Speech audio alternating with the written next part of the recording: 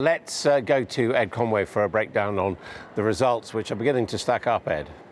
Yeah, they are, Adam. And let's just have a look at the story in Scotland. Michael was just talking about that a moment ago. And I can show you here the story when you look at the different seats that we've had so far, those constituency seats, and who has been gaining or losing them party by party. And starting at the top, have a look there. The SNP, they have 23 seats so far of these total 129. So 23 seats up there. They've lost one.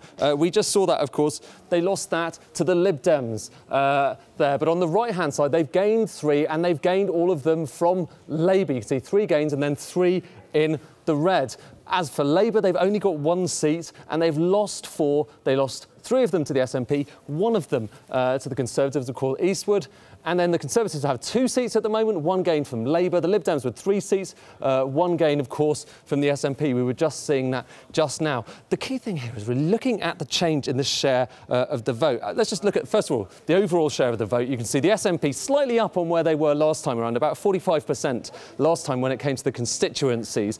Of course, you've got those 2 different types of MSPs, constituency and list MSPs. It's the additional member system. The Lib Dems there at 7.8. The Conservatives, though, vying with Labour. The big question at the moment is whether they are going to beat them into 2nd place. But the really striking thing is when you look at not just the share of the vote, but how that share has changed since last time around. The change in the share of the vote. And this is where things get really striking. You can see the SNP has done pretty well. It's raised its share a little bit. The Lib Dems have raised their share by even more. But just look at the Conservatives, up by 8%, whereas Labour down by 8%. That kind of swing from Labour to the Conservatives, an enormous result as far as the Conservatives are concerned. And all of those battlegrounds where Labour was hoping to win seats, it really has failed to do so. It wanted to swing across and win all of these seats. Instead, it looks for the time being like they're remaining with the SNP for the most part.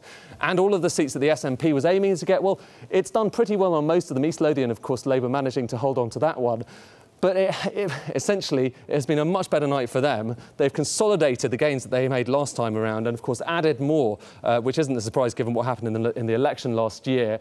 But the Conservatives, and whether they're going to get 2nd place, that may well be the big story in Scotland.